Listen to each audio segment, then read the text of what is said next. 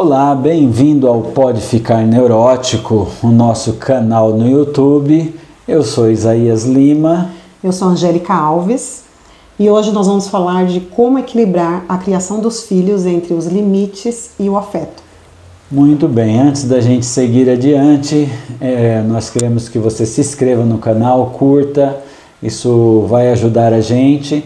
E se você achar um conteúdo importante, você pode dividir e compartilhar isso com outra pessoa, tá bom?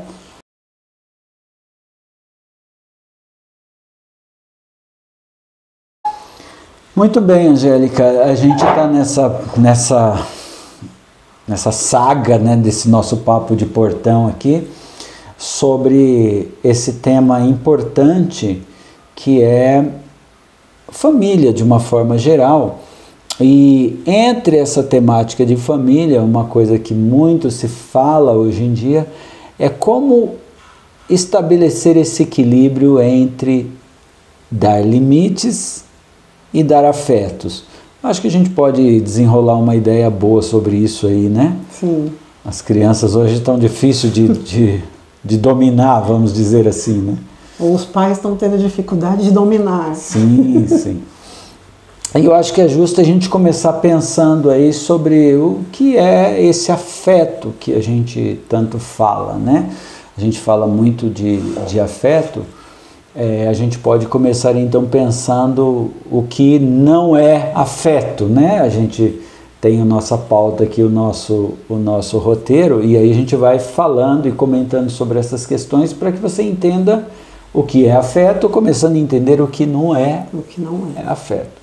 A primeira delas, que é muito importante, Angélica, é entender que dar afeto não é imaginar, né, que sua criança é perfeita. Exatamente. Se você entende isso, que os pais têm essa tendência a achar que a sua criança é mais perfeita do que as outras crianças, não? Entendo que sim. Na verdade, assim, eu até já tive uma conversa assim, com algumas amigas. No geral, a gente vai fazer o quê? Para todo mundo. A gente vai reforçar os pontos positivos que o filho tem, né? Então, sempre você vai falar das coisas boas. O meu filho vai bem na escola, o meu filho é educado, meu filho guarda os brinquedos, enfim. Mas, assim, muito mais que isso é a gente entender que ele também tem defeitos, né? Sim. E aí, enquanto pais, não ficar esperando que o outro veja defeito. Veja você, porque você sabe que seu filho tem, né? Então, acho que isso que é importante, assim, reconhecer, ó, é muito bom nisso, meu filho é muito bom nisso, mas nisso aqui ele peca. Uhum. E aí tentar trabalhar essa dificuldade, porque ninguém é perfeito, né? Sempre a gente vai ter uma falha. E é engraçado essa fala, né, Angélica, que você acabou de dizer aqui, ninguém é perfeito, todo mundo fala isso. Mas alguém sonha, imagina em ser perfeito em alguma coisa? Você acha que isso está no lugar comum de que ninguém é perfeito? Por que a gente tem tanto que reforçar que ninguém é perfeito, né? Então, eu acredito que é para ser aceito, né? É uma necessidade de ser aceito, então eu vou ficar que eu sou perfeita. Então eu vou ter uma fala adequada, mesmo que eu não viva. Pra gente, obviamente, o nosso público é um público cristão em sua maioria, né? Mas os princípios aqui valem para todo o segmento, né? Mas talvez essa ideia, né, religiosa que a gente traz ao longo do tempo de que nós temos que ser santo como Deus é santo, né, e as pessoas associarem santidade à perfeição. Mas você sabe que a palavra santidade não tem a ver com perfeição. Ela, na sua origem, ela significa separação. Exatamente. Então isso já faria toda uma diferença, né? De você entender que o fato de você ser aceito ou não depende de você ser infalível. Exatamente. E olhar os filhos desse ponto de vista é um prejuízo, porque se você achar que afeto é você imaginar que seu filho é perfeito, realmente, à medida do que a gente for conversando aqui, talvez isso renda bastante, né? Não é uma coisa que a gente vai ajudar muito. Sim. Até porque pensando que você está preparando o seu filho para viver em sociedade, sim, aí quando ele chegar lá e não é perfeito, ele vai sofrer. Sim. E pior, né? Você vai sofrer de vê-lo sofrer. Tá. Então outra coisa que não é afeto, né? Que a gente acredita que não é afeto, é relevar demais as birras. Então, assim, o filho é birrento e eu fico justificando a birra. Criança é assim mesmo. É, isso, criança é assim mesmo. Não, criança não é assim mesmo. Tem até uma moça que eu sigo no Instagram, o nome dela é Ana Maria, e ela fala assim que criança vem com manual. E vem, né? Então, a gente pensando que a gente é cristão, o manual é o quê? A Bíblia, né? E o que a Bíblia nos ensina, né? Em relação a como criar, enfim. Então, assim, a birra, ela não é saudável, né? Não vai se perder. A princípio, eu até acho, assim, que é normal a criança fazer a birra. O anormal é o adulto não saber o que fazer com aquilo ali. Sim. Então, por exemplo, se você coloca a criança num espaço ali de estresse, um exemplo, de repente ela pode fazer uma birra. Eu deixei ela, sei lá, vou dar um exemplo. Levei ela lá para 25 de março. É um lugar tumultuado, calor, de repente a criança vai chegar uma hora que ela vai ficar estressada. Então é uma situação. Outra situação é eu chegar no mercado, a minha filha quer o salgadinho, hoje eu não tenho dinheiro, ela se joga no chão. Sim. E aí eu fico assim, é criança, né? Não é criança. Então você precisa de fato educar, né? A gente está começando a dizer o que não é afeto e obviamente isso já entra na segunda parte dessa conversa, que é o limite, né? Sim. E de fato, as duas coisas não precisam se invalidarem, né? Eu só vou discordar, não discordar no sentido de simplesmente discordar, né? Mas de apresentar um contraponto, como eu gosto de dizer, sobre a fala da moça, né? Eu não gosto muito dessa ideia de manual, né? Eu não vejo a vida cristã como um manual, eu não vejo a Bíblia como um manual, né? É porque um manual é um livro que, se você pegar aqui, se você comprar uma mesa, por exemplo, vem um manual de como montar essa mesa e o resultado final é a montagem dessa mesa, né? Eu entendo que a Bíblia ela não trabalha com regras definitivas, ela trabalha com princípios. E princípios, ele não, ao meu ponto de vista, ele não é só algo que precisa ser seguido cegamente. Você vai ter atenuantes em relação a isso. Mas sim, aquilo que a gente comentou da última vez, né? O ideal é que os pais vivam um valor, um conjunto de verdades que eles acreditam e eles vivem isso, para que quando essa criança sendo crescida e educada nesse ambiente, ela naturalmente traz aquilo para a vida dela, né?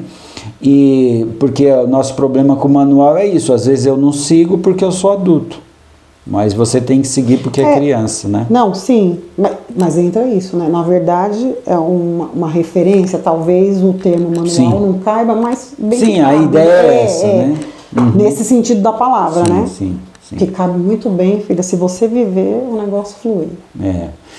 Exato, né? Então essa ideia de birra é uma coisa que a gente vai desenvolver aqui, mas realmente você relevar birras de criança, isso não é sinônimo de afeto, né? Assim, e às vezes as pessoas acham que eu não relevar a birra, você tem que bater. Não, orienta, conversa, mas conversa desde sempre. Sim, porque depois de burro velho, né? Tem ditado que fala burro velho, não tem mais jeito. Não aprende truque novo. Porque às vezes as pessoas falam assim, mas como que você, já me perguntaram, como que você lidar com a birra da sua filha? Então, primeiro, é sentar e falar, mas é desde sempre, eu falo desde sempre, não é de agora. Sim. É desde bebê, coisa simples. Tá num ambiente, o bebê, ele vai ficar lá. E aí você chama, olha lá, olha ali, ó, tá falando, vamos ouvir. Aí a criança fica, tipo, prestando atenção. Então é uma coisa desde sempre. Sim. Então, assim, às vezes a criança, o bebezinho bateu na cara, acha bonito. Ai, que bonitinho, ele bateu na minha cara. Não, você tem que orientar ali de bebê, que não é legal. Porque ele vai crescer, batendo na sua cara. Eu lembro que meu sobrinho, um sobrinho meu, ele era criancinha, bem, tinha 2 anos, não sei, eu estava com ele na igreja e ele cuspiu numa pessoa que estava do meu lado, né? Eu não pensei 2 vezes, né? Pabef, dei um safanãozinho nele, né? Criança, a gente está falando de agressividade, sim, mas você dá aquele para negativar o gesto. Tá errado. Para negativar o gesto. Então, a gente pensando em afeto, e especialmente o que não é afeto nesse primeiro momento, isso, relevar excessivamente não é uma coisa positiva, né? Uma outra coisa também que eu acho que talvez peque, né, é querer discutir assuntos de adulto com a criança. Né? E a gente tinha até conversado sobre isso, né? Sobre, por exemplo, eu vou mudar de emprego, por exemplo. Aí eu vou lá discutir, né, com meu marido, né? Eu mudo, não mudo, vai ser bom, não vai... Aí você chama a criança para ela pedir opinião? Não, você até comunica, dependendo. Sim. Vou comprar uma casa. Não, vou trocar de carro. Não, quem dirige sou eu. Então ela, né, ela não vai ser a parte fundamental, mas você pode falar para a criança, não tem problema nenhum. A gente está pensando em trocar de carro, porque o outro isso, o outro aquilo. Mas não que a opinião dela vai ter peso naquela decisão. Sim. Até porque ela não tem maturidade naquele momento. Você trazer uma criança, você considerar a opinião de uma criança um peso na decisão, um peso final, Sim. É complicado, né? Sempre. Então é disso que a gente está falando. Isso é uma questão, mas especialmente você vai discutir determinados temas, né? Pressupondo, meu filho é inteligente, ele é capaz de discutir isso, mas não se trata de um saber, se trata de você ter uma permitir as fases, né, respeitar as fases, permitir que a criança seja criança, né? Então, claro, a criança sempre deve ser e precisa ser informada de determinadas coisas, especialmente o que diz respeito a ela. Nós vamos mudar de casa? Sim. Olha, né, dependendo da idade da criança, ela vai participando ativamente ou não daquele processo. Eu já atendi pais, por exemplo, maridos que estavam pensando no processo de divorciar-se, né? E aí tinha um filho pequeno e eu perguntei assim: você já conversou com seu filho de 5 anos? Ele falou, não. Eu falei, então você deveria. Porque senão a criança vai ser pega, o que aconteceu? Ela vai ser pega e ela já sabe que o papai e a mamãe não estão bem. Então, se o papai saiu de casa sem que a criança seja informada, isso obviamente vai implicar em alguma coisa, né? Mas não discutir conceitualmente para a criança o que é divórcio, por quê, qual é a sua opinião, isso realmente não vem ao caso. Né? E a gente está falando também de, que a gente vai desenvolver certamente isso aqui, mas a gente está falando sim de que criança precisa de uma figura de autoridade, né? Então, quando você quer trazer a criança para o seu pé de igualdade, isso pode prejudicar, né? Então, necessariamente você ficar trazendo as crianças para discutir assuntos de adulto não significa que você é uma mãe ou um pai afetivo, né? Isso é importante. E aí, naturalmente, derivativo disso é você tratar criança como adulto, né? Porque uma coisa quando eu falo que você vai descer o nível, você vai discutir um assunto com a criança como adulto, você está descendo o nível dela e dizendo, olha, você tem condições de discutir esse assunto comigo, o que não tem. E às vezes até traz um peso para a criança, né? Tipo, até ela nem se acha tão... Sim, e ela sabe que ela não é. E tratar a criança como adulto, né? Que aí é muita inversão, isso é muito comum de acontecer, às vezes os pais adultizam as crianças para assumir determinadas responsabilidades afetivas em relação aos pais, e os pais se colocam no lugar mais de criança. Isso não é incomum de acontecer, né? Então, trocar os papéis, isso não é afeto, né? O adulto é adulto e a criança é criança, né?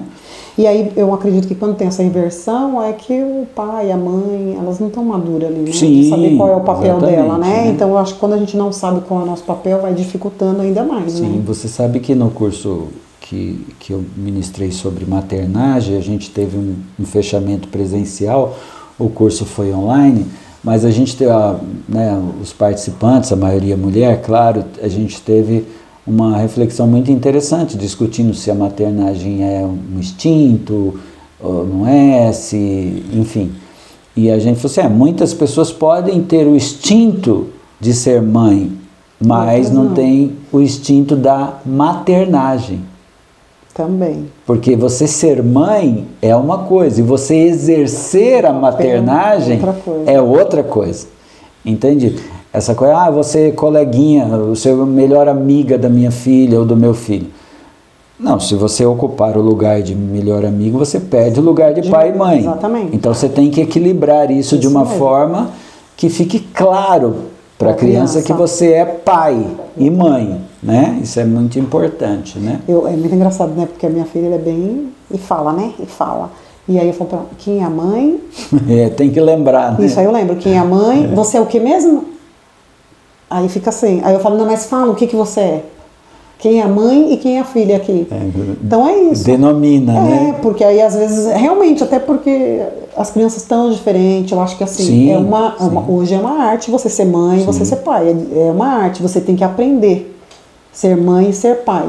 Não é igual antes que falava e a criança obedecia. Hoje você tem que, de fato, você tem que se colocar. Uma outra coisa, assim, que acho que é um pecado capital, é dar presentes. Presente todo mundo gosta de ganhar. Sim. Quem não gosta, eu gosto. Mas quando você vai substituindo. E às vezes, até porque você acha que você está em falta, ou talvez você esteja mesmo. Geralmente está, né? E aí você quer substituir como? Dando presentes, dando coisas. Só que a criança não quer as coisas, ela quer que o pai esteja, que a mãe esteja, né? Então eu acho que é uma das coisas que pega. Isso tem sido uma problemática assim, muito grande em âmbito nacional, digamos assim, né? E as professoras de creche, de pré-escola, como a gente chamava antigamente, que o digam, né? Porque as crianças, elas são compradas, digamos assim. Exatamente. Né? Ou então...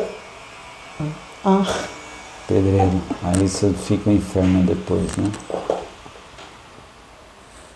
Se ele fizer ele não está fazendo esse trabalho. Enfim, as professoras de pré-escola, né, da creche, elas estão pagando um preço caro por isso, porque as crianças, elas são meio que subornadas, né?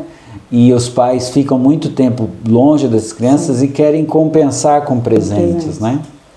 E na verdade a criança vai crescer, ela nem vai lembrar dos presentes, mas o que marca mesmo é de fato você estar, né? Ou lembra assim, de uma forma neurótica, né? Que a gente pode pensar, né?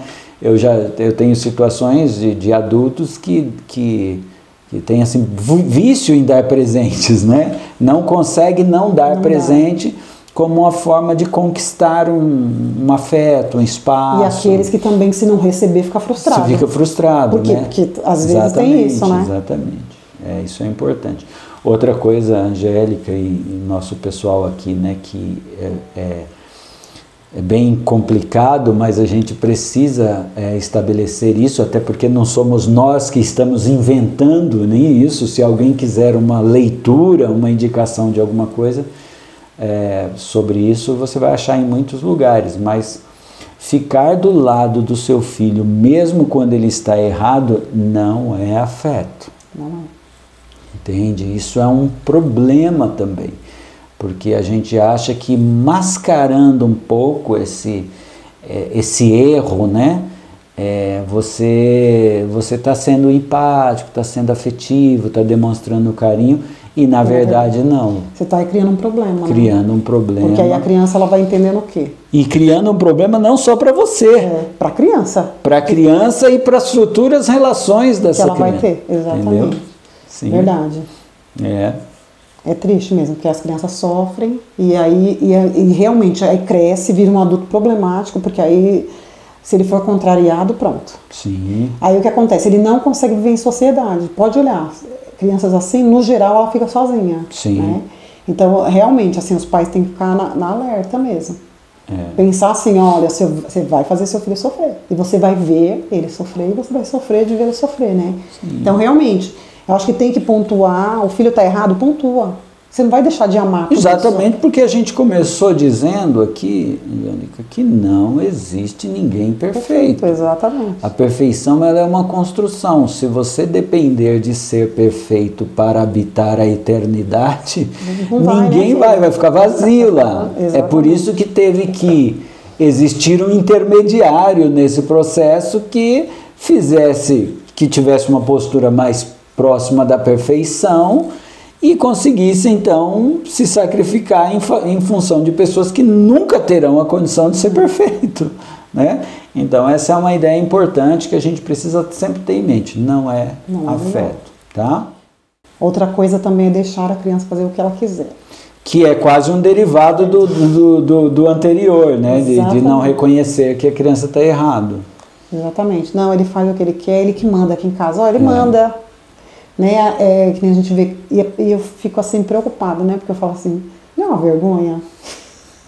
Eu fico constrangida, porque eu falo assim, gente, será que a pessoa não se toca, que ela é o adulto e ela está se portando como se... Né? Aí o filho manda, desmanda. É complicado. Eu fico olhando assim, eu falo, não é possível. E aí de novo a gente faz alusão ao que nós vamos falar possivelmente no nosso segundo episódio aqui sobre esse tema, que são os limites. Né? Você vive numa sociedade de limite. Você tem limite, você é obrigado a estabelecer limite. Você quando anda de carro na rua, você tem que parar naquela luz vermelha. Né? E quando você vê um sujeito passando aquela luz vermelha arbitrariamente, sem medir consequência nenhuma, você possivelmente esteja diante de um adulto que foi uma criança que fez o que quis. E aí ele cresce achando que ele pode fazer Entendeu? o que ele pode. Então isso não é afeto, né? A gente vive numa sociedade onde os pais têm medo de não ser amado pelos filhos, né? E aí acha que dar presentes e fazer tudo que ele quer é um jeito de receber dele o amor que o pai e a mãe desejam, mas não. Na verdade não vai ser, até não vai ser amado, né? Vai falar assim, vai ser um interesse, porque aí quando a criança também vai crescendo e ela vai vendo que ela vai sofrer, ela vai, meu pai poderia ser diferente. Que nem assim, alguma coisa que eu fico assim muito chocada assim quando uma criança fala assim, que eu já ouvi isso, eu queria ser sua filha, eu queria ser seu filho. Como? Eu sou brava, mesmo assim. Sim, mesmo assim. Isso. Mesmo assim. Falei, meu Deus. Então assim, a criança ela tá gritando por limite. Ela carece que alguém diga para ela, chega. Isso. Agora não, parou. Então realmente assim, né, as pessoas precisam... acho que é importante, assim, eu creio assim que mãe e pai, ele erra tentando acertar, né? Acho que a ideia, embora ele possa fazer tudo isso aqui, achar que a criança é perfeita, tudo que a gente tem falado, mas eu acho que é numa ânsia de acertar, né? Então, na verdade, assim, acho que os pais têm que se curar, se entender, né? O que levou ele a ter essa postura, né? Porque assim, é o que a gente falou, ninguém vai ser perfeito, ninguém vai fazer tudo certinho. Mas eu acredito, assim, que os pais até fazem tudo isso, tipo assim, eu vou dar um presente porque eu quero acertar, eu quero acertar. E, na verdade, eles precisam, assim, ser curados, ser fortalecidos, né? De maneira a conseguir se posicionar mesmo, né? Eu sempre digo, Angélica, que minha mãe falava muito isso, né? Eu não tive tempo, é verdade, minha mãe, né? Separada, a gente tinha 3 crianças pequenas e tal. E realmente não tem tempo. Então eu sempre falo para os pais assim, nós não estamos falando de tempo em quantidade. Em qualidade, né? É qualidade. Então, são gestos pequenos, mas gestos qualitativos, né? Que você expressa. Esteja de verdade. Né? E aí a gente entra num outro ponto que é bem complicado também, bem discutido, né? Enfim, que não é nossa intenção estar certo ou errado sobre isso, mas muita gente pensa que parar toda a sua vida para cuidar dos filhos, de viver por ele, é afeto. E isso é uma coisa muito delicada, porque, veja só, no dia do nascimento, uma criança, ela precisa, sim, de 100% da dedicação da mãe.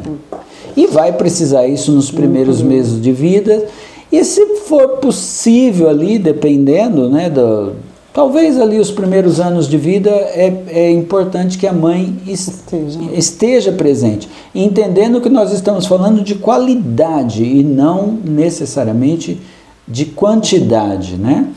Agora, o que eu particularmente ouço muito em clinicamente, né, no processo de atender e conversar com tanto filhos como pais, é que eu abri mão da minha vida para cuidar dos meus filhos, agora eles cresceram e não ligam para mim.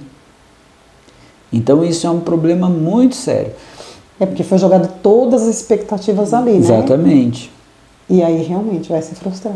Que aí entra o que eu falei, né? Tá errando, tentando acertar. É fato. Então, na verdade, precisa também ter um olhar, né? Assim, eu falo muito hoje para as mulheres, né? Eu falo, lembra de você.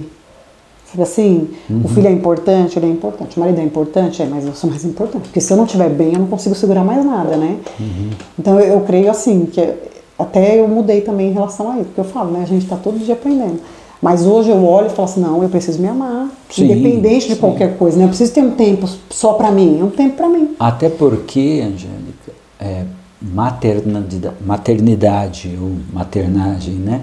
E paternidade, assim, o grande objetivo desse processo, dessa função, é você ensinar essa criança, os seus filhos, a se tornarem adultos independentes de você. Sim. Sempre haverá uma ligação afetiva, mas ele não pode passar a vida dependendo. Então, se você deixa de viver em função dos filhos, quando esses filhos começarem a ter a vida deles própria, querer sair com os amigos, arrumar namorados e namoradas, isso vai ser um confronto pessoal para os pais, né? Então é uma coisa que a gente precisa alinhar aí nesse processo, né? Exatamente. Acho que uma outra coisa também que a gente pode elencar é elogiar em excesso. Ah, sim. Então meu filho faz tudo melhor. Tudo, só ele tira nota na escola, ele é o melhor em tudo. Ele brinca, ele faz tudo, tudo é ele. Então é complicado, né? E aí, Angélica, eu falo uma coisa assim, não tem problema você dizer que a sua filha é linda, não tem problema você dizer que a sua filha é inteligente, aliás, você deve dizer isso, os pais devem dizer isso. O que você não pode ou não deveria dizer que ela é a mais... Que os demais, exatamente. Você é a mais inteligente do mundo, você é a mais bonita do mundo, você é a mais esperta do mundo. Sim. Porque, primeiro que eu já não entendo muito esse negócio do pessoal dizer, por exemplo, com todo respeito, aí vai, hoje é dia dos namorados, né? E aí a turma, fulana de tal é a melhor namorada do mundo. Mas você só namorou essa. Como você pode classificá-la como a melhor do mundo? Essa é a minha mãe é a melhor mãe do mundo. Não, para mim ela é a melhor. Porque você só conhece ela como mãe, né?